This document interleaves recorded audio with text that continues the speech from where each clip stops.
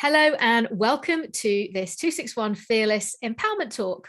I'm Juliet McGrattan, your host, and I'm really excited because we have a wonderful guest lined up for you today. Now, if you're new to 261 Fearless, if you're visiting us for the first time, just let me explain that we are a global women's running network, and we use running to unite and empower women all around the world. And we really believe that education is key to empowerment. So we're using our global platform to bring you a series of empowerment talks. These are interviews with women who are in positions of leadership, influential women working in the world of business, sport, leadership. And we love chatting to them because we learn so much from them. They motivate us, they inspire us, and we want to share their wisdom and their expertise with you as well. So let me dive straight into introducing our guest today. This is Alia McCants from Peloton. She is the Social Impact Director at Peloton. And through her career, she's worked in a number of projects which aim to achieve social equity, first in education, and now she's moved through into health and wellness. She's currently based in New York, I believe. She has 2 children. She likes to run. And I just really want to introduce her and say hello. So welcome, Alia. That was such a good intro, Juliet. Thank you. Hello. And thank you so much for having me. I am so thrilled to be here and to talk to the 261 Fearless community. Oh, thank you. Thank you very much for accepting our invitation. It's very exciting for us. I would just exciting for me too. Oh, well, that's good. I would just really like you to kick off by just telling us a little bit about yourself and maybe about your role at Peloton as well. That'll be wonderful. Sure. So you mentioned it a bit. So I'm Alia. So nice to meet you all. I came to Peloton in December of 2020, and I lead our social impact work. And what that means is that I'm just responsible for furthering all of Peloton's commitments to create more access to health and wellness, and that includes stewarding all of our nonprofit partnerships, including the one with 261 Fearless. I was born and raised in California. I have lived in Atlanta and Boston, but I now live in New York. And let's see, I am very happy to be here. No, thank you. Yeah. Can I ask, this might sound like a bit of a silly question, but can you just explain a bit more what social impact really means? I know it's a term that kind of gets used a lot, but yes, you're a director of it. What is it? Not a silly question at all, because I think, 5 people can use that phrase and mean it 5 different ways. So when we say social impact at Peloton, what we mean is just the ways that Peloton shows up for social good. It's how we use our resources, including our financial, our brand, our people, and other resources to have a positive impact on the communities that we touch. Fantastic. Thank you. Yeah. That makes it quite a bit clearer. Yeah, I remember I asked the same question when I started Peloton, and I was just like, wait, what do you mean when you say social impact? Because when I say it, I mean this. Is that what you mean? Okay. And people may not have known, but Peloton do support us here at 261 Fearless. And, we're delighted about that partnership. Why is it that those social impact partnerships are so important to Peloton, or so important to you? Well, first I'll say that, we are so pleased to support 261 Fearless, because I think there's a lot of overlap between what you all do and what Peloton does. And I think a lot of the overlap is in how you create communities around, running or fitness. Your approach involves, creating communities of women. Peloton creates global communities, but it all kind of is for the same thing, to empower people to become their best selves. And I really believe in fitness as a means for people to become their best selves. That said, I think for a company, it's so important for any organization, whether it's a corporation or a nonprofit organization or even an individual, to understand the role that we have to play in advancing a fair society. Because none of us get to operate outside of society. All of us are in and of societies. And so I think we all have a role to play in recognizing the role what we're doing in society. And since Peloton in particular, we have the benefit of being a very influential global brand that's in the culture and of the moment. Our team members care about our social impact work. Our members care about our social impact work. Investors care about this. And so, for Peloton in particular, It's part of who we are. It's a way to motivate the world to live better. But also, we have a lot of stakeholders who care that we're doing this work and doing it well. And I think that probably is true for other companies too. Yeah, really, it's great to see, because it is just so much more behind the name, isn't there, of all the good that you're doing. Well, it's fun for us too. So, well, it's fun. Fun's the most important thing, isn't it? well, one of them. Why did you pick 261 Fearless in particular? Was there something that attracted you? Yeah. So our approach to finding social impact partners is very deliberate and very measured. And so we start with our overarching vision, and then we go out and find organizations who we think are already doing great work. We knock on their doors. So we reach out to Ethan. We're like, we're Peloton. We think you're doing great work. What do you want to do? And what we love about 261 Fearless is that it's important to us that our partners are proximate to the communities that they're serving. And so when we looked for an organization who was serving women, it was really important. 261 Fearless is founded by not just by a phenomenal woman. Catherine Switzer is amazing. It's run by women. The coaches are women. And so there's like this women's community, and we really loved that. And the other important thing is that, 261 Fearless is effective. It's an organization that has proven impact. You're able to measure that impact. You're able to see it. And we wanted to find an organization who, we could further, so we could, throw our assets, our financial, our brand assets behind it and really help to accelerate the work that you're doing. We just love you. Oh, thank you. You mentioned there about measuring social impact. How, I know that it makes people feel better, but how can you actually measure it? How can you know that you're making a difference, or we can measure that we're making a difference? Juliet, you're going to appeal to my nerdy side. I love this question. So I think there's a couple of ways that we measure it. And, I talked about our vision. When we first set out our social impact work, we started with, what are we seeking to achieve? How does Peloton want to show up in the world? And our vision is to empower individuals experiencing systemic inequities through physical fitness and mental wellness to become the best versions of themselves. And they're like, okay, this is what we're doing. Here are the activities that we want to fund. How do we measure those activities? And what we have, we've created a theory of change around changes in knowledge or attitudes or behaviors. And if we can measure a change in someone's knowledge about resources, or someone's mindset, how they approach these resources, or how they change their behavior, then, we've had this validated by a third party, but you can reasonably assume that if changes in knowledge lead to best self, or changes in behavior lead to best self. And so we've asked all of our partners to measure changes in either knowledge, mindset, or behavior. And then we take that and roll it up to measure our full impact. So that's one way. It's a very, very nerdy way, but we've got those initiatives in place. And I'd say the other way that's really important to me and is important to Peloton is, so that's like how we measure the what, but the how is just as important. And so one of the ways in which we measure success is, are we fostering a relationship of trust and transparency with our partners?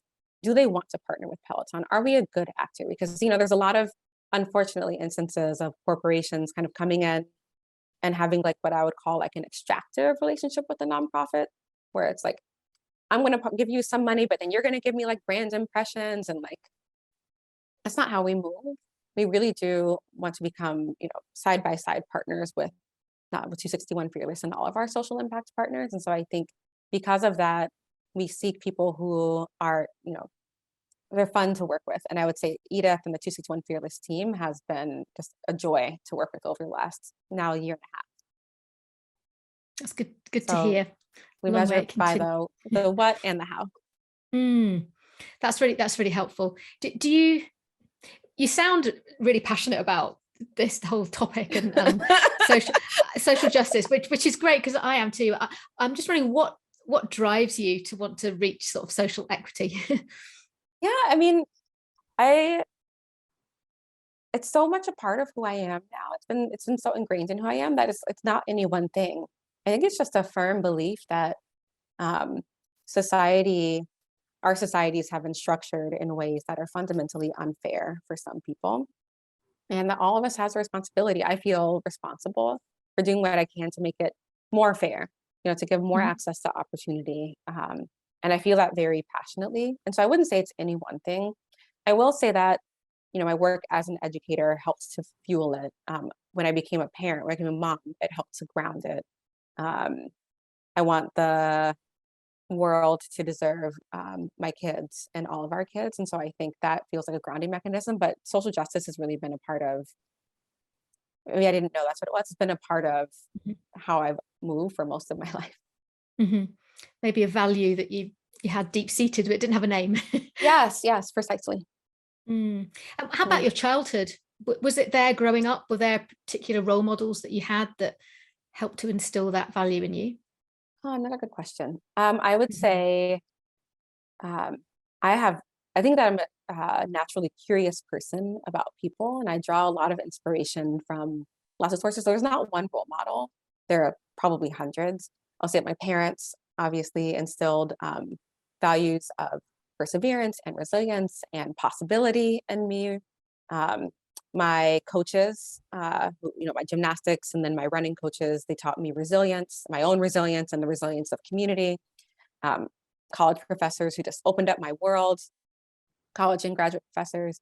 But then I also say, my students, back when I was a teacher, I'm still in touch with many of them. And I think I have learned so much from them about what's possible, what's right.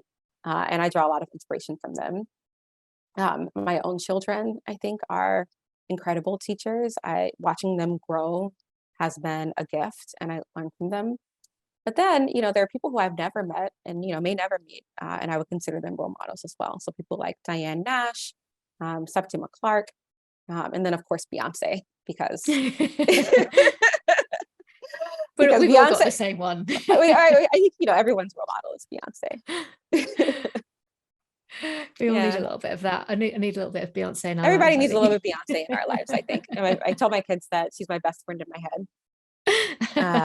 And they think it's really funny. I'm just like, yeah, but when I meet Beyonce, and she's like, oh, hey, best friend, we'll just know that this is what we've been waiting for our whole lives. Absolutely.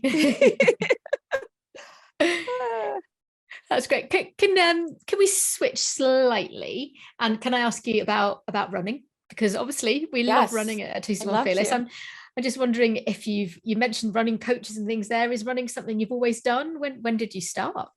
Yeah. Oh, well, I am a runner, but when did I start running? It's hard. So Beck Stintry, who's one of our Peloton instructors, she talks about this in one of her classes, and it really stuck with me.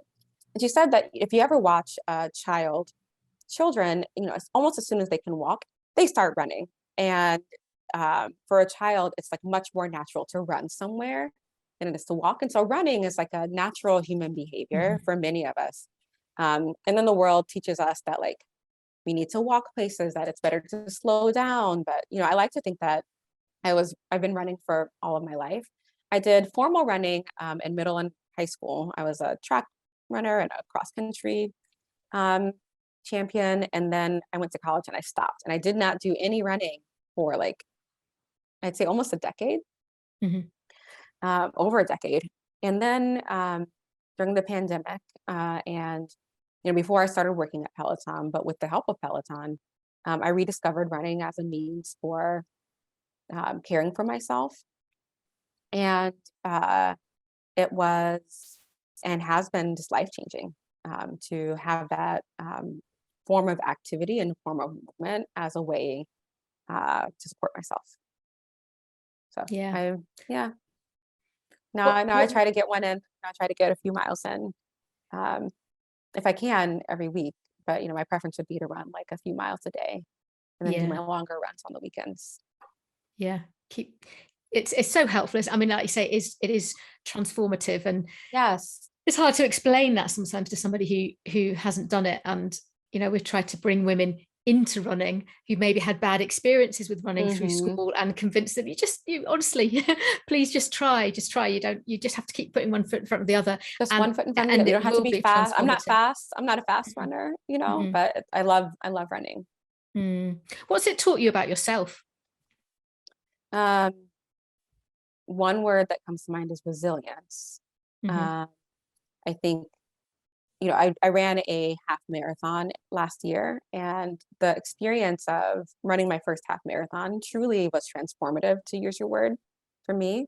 And it taught me, I, tweaked my ankle on mile 3 and had to keep going. And it was like muddy and it was cold. And there were all these physical challenges that were in my way. And the sense of accomplishment that I got at the end was just unreal. And I would say that it's a really good parallel for how running makes me feel. Like it feels um, like the perseverance that you show and like the discipline and the joy that you get from moving your body really translates into other areas of my life. And so, last year we bought a house, and when we in this market, I don't know what you know about the New York market, but in this market in New York, buying a house is very similar to running a marathon. And when we went through the changes, we're going on the highs and the lows. I had that well of resilience to draw from. When there were it's a bullying incident in our kids' school, right? Like feeling very capable and strong, and coming from a position of like, I know that I can do hard things because I have done hard things already, really translates to all areas of my life. And then the last thing I would say is that running really helps me to ground everything that I do in a sense of gratitude. And so I'm very aware that this is again to quote one of our instructors, but Jess Sims talks about, we don't have to, we get to, I don't have to run my miles. Like I get to run my miles. Like it's a privilege to get to move my body in this way. And so like, what a gift to get to experience that feeling. And so I think that translates to others, or like when I'm having a tough day at work, when I'm just like, oh my gosh, like all these emails in my inbox, it's like, oh my gosh, but like I get to respond to all these emails. I get to do work that I care about. I get to, work with people who I love. And I think that framing is something that I've really learned through running. It is a wonderful thing. It is just it's very powerful. And we have experienced it and understand that power. But what role do you think running, or maybe sport more in general, has in reaching social equity or aiming for social equity? Yeah, this is a good question. And I think it goes back to, I alluded to this earlier, but any organization, regardless of kind of like where they sit on the bus, I think is operating in society and therefore has a role to play in making that society more fair. And so I would say sport and fitness organizations are no different. Just recognizing the communities that we operate in and like the historical context of those communities, and then doing what we can to make it fair. That said, I think that, I might be biased because of, who we are. But I think that like sport and physical fitness are just such key ways to unlock best selves. I think that we might have more responsibility, because if you ever finished a race, and I'm sure that you've finished many, I've only done my few, but that feeling of being strong and being capable, and that feeling, there's even a word for like the runner's high, right? And because of the nature of our business, I think that we have even a more unique responsibility to make sure that everybody can experience that.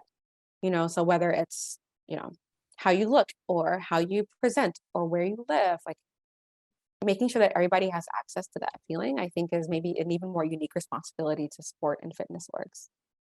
Yeah. Yeah. Not an easy task though. Not easy, never easy, but worth it. What are some of the challenges that you faced in trying to make that happen? Oh, how much time do you have? One of the biggest challenges, I think, is like settling on like what a unified vision for progress looks like, right? I think that what I envision as the path forward like might not be what you envision as the path forward, might not be what the person over there next to me envisions as the path forward. And so there's all these good friction about how do we get to where we're going.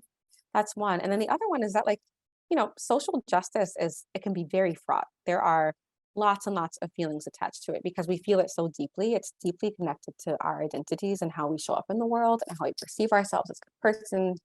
And nobody wakes up in the morning and says, I'm going to go like hurt somebody else. Very few people do this, wake up and like, I'm going to hurt somebody else today. I'm going to like step on somebody else's path.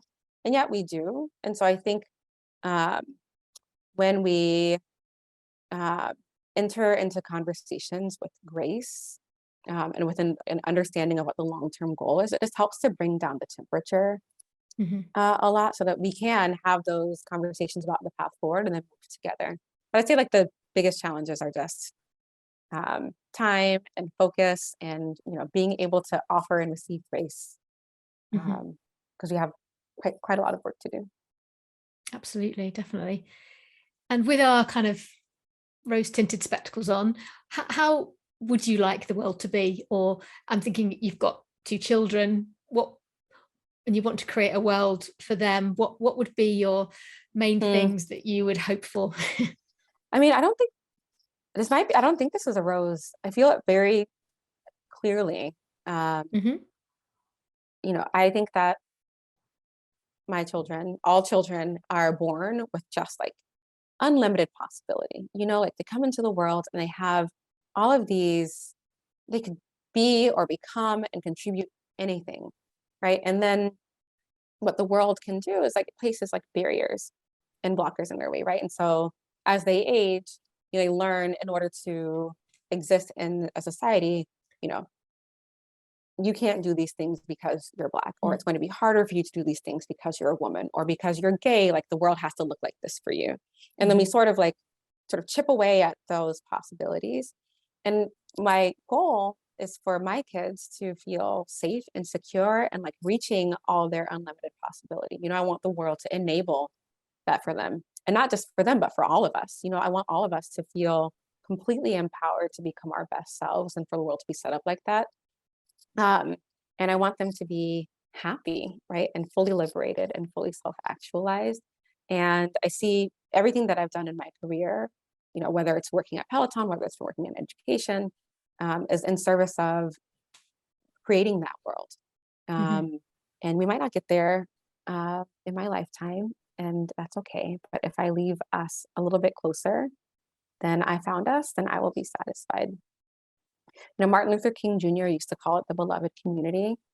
And I think about that concept often, like how is what we are doing, how is that helping to create a beloved community where I can see you in your full humanity and you can see me in mine, and we can exist in the same space together. We got a long way to go. But I feel like we're taking steps there every day. Wonderful. Yeah. And how proud your children will be when they're old enough to see the difference that you've made. Julia, don't make me cry. I hope so. I really hope so. And you say that you're making these steps and you're making a difference. If there are people listening that want to make a difference in their community and they want to do something towards social impact, can you give us some ideas of things that they could maybe do, even just small things? Yeah, even small things matter. I think I would start by just understanding like what is, I just articulated like what I hope, like what I want the world to look like. And so each of us can do that. We can sit and think like, what do I want the world to look like? Right? Like how do I show up in my purpose? Like what is the purpose? And then we can all find a cause that aligns with our purpose. And then after you found the activity or like the cause that is in service of that, each of us has a superpower, probably several, right? And we're born with them. We get opportunities to hone them over our lifetimes. And so I would think about your superpowers and how you can bring that to the cause that you have chosen and what you have to contribute. And any of us can do that. It could be, sustainability. It could be creating a better planet. It could be, creating a community garden.